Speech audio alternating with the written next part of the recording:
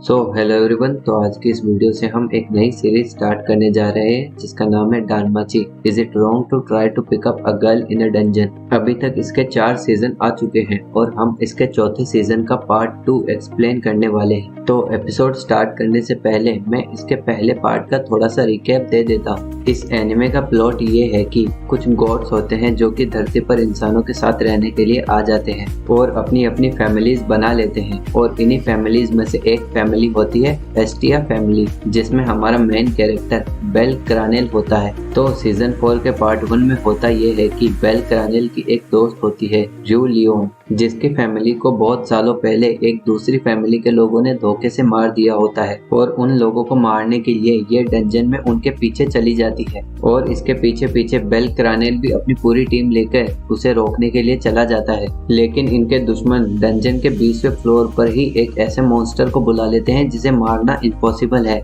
और उसी से लड़ाई करते करते बेल क्रानेल और र्यू धरती फटने की वजह से नीचे गिर जाते हैं और डंजन के डीप फ्लोर में पहुंच जाते हैं जहां पर ऐसे मॉन्स्टर होते हैं जिन्हें कोई नहीं हरा सकता। मीनवाइल बेल क्रानेल की टीम के लोग ऊपर ही रह जाते हैं, लेकिन तभी उनके पास एक फ्लोर बॉस आ जाता है उनसे फाइट करने के लिए और इसी बुरी हालत में पहला पार्ट खत्म हो जाता है। तो अब हम स्टार्ट करते हैं सेकंड पार्ट का एपिसोड 1। तो एपिसोड के स्टार्टिंग में हम देखते हैं कि बेल र्यू के साथ नीचे डीप फ्लोर में बैठा रहता है जहाँ पर बहुत ज्यादा अंधेरा होता है और मॉन्स्टर्स की आवाजें आ रही होती हैं। मीनवाइल हम देखते हैं कि बेल की बाकी की टीम के पास एक फ्लोर बॉस आता है जो कि 2 मुंह वाला ड्रैगन होता है, जिनमें से एक ड्रैगन के पास फायर की पावर होती है तो दूसरे के पास कोई भी मैजिक नलीफाई करने की पावर होती है। उस ड्रैगन को देखकर वो सभी लोग भागने की कोशिश करते हैं, तभी वो ड्रैगन उन पर हमला करता है और उस हमले के इम्पैक्ट से ऊपर की जमीन नीचे गिर जाती है जिससे भागने का रास्ता बंद हो जाता है। तभी हम देखते हैं कि क्यूरानोस किसी से बात कर रहा होता है और कहता है कि डंजन में लिमिट से ज्यादा डैमेज होने पर डंजन ने सभी लोगों को मारने के लिए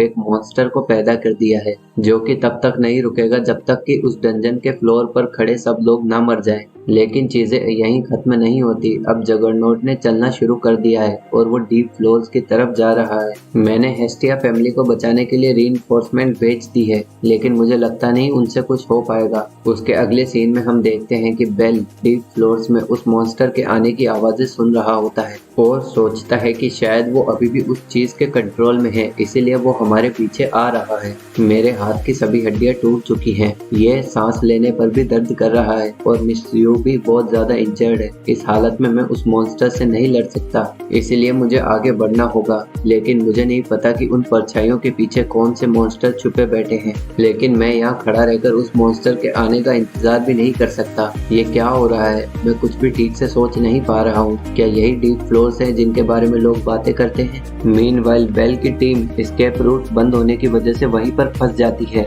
और उस मॉन्स्टर को देखकर चिगुसा सोचती है कि ये निराशा का पिंजरा है, हम इससे कभी बाहर नहीं निकल पाएंगे, हमारा मरना तय है। तभी आयशा अपनी तलवार निकालती है और कहती है कि अब भागने का कोई मतलब नहीं है, हमें इससे लड़ना ही होगा। लेकिन तभी वो बाकी लोगों की तरफ देखती है और सोचने लगती है कि मैं जानती थी इसका कोई मतलब नहीं है, वो लोग लड़ने की ताकत खो चुके हैं। अगर सिर्फ बेल यहाँ पर होता तो चीजें अलग होती। तभी वेल्फ आगे आता है और कहता है कि मैं ये मानता हूँ हम बेल के बिना ज्यादा अच्छे से नहीं लड़ सकते, लेकिन आज हमें एक मौका मिला है तो चलो हम कुछ ऐसा करते हैं जिससे कि बेल को हम पर गर्व हो सके। और सब लोगों में ये सुनने के बाद अचानक से जोश आ जाता है और वो सब लड़ने के लिए आगे चले जाते हैं। आगे बढ़ते ही बेल्फ अपनी मैजिकल स्वॉर्ड से पानी को जमा देता है, जिसके इस्तेमाल से आयशा उस पर हमला करने के लिए आगे जाती है और अपनी ब्लेड में ताकत लाने के लिए एक मैजिक स्पेल पढ़ने लगती है। लेकिन मीनवाइल वो मॉन्स्टर उस पर अटैक भी कर रहा होता है, लेकिन आयशा उसके सभी अटैक से बचती हुई अपने हेल्थ कायोस से उस पर हमला करती है।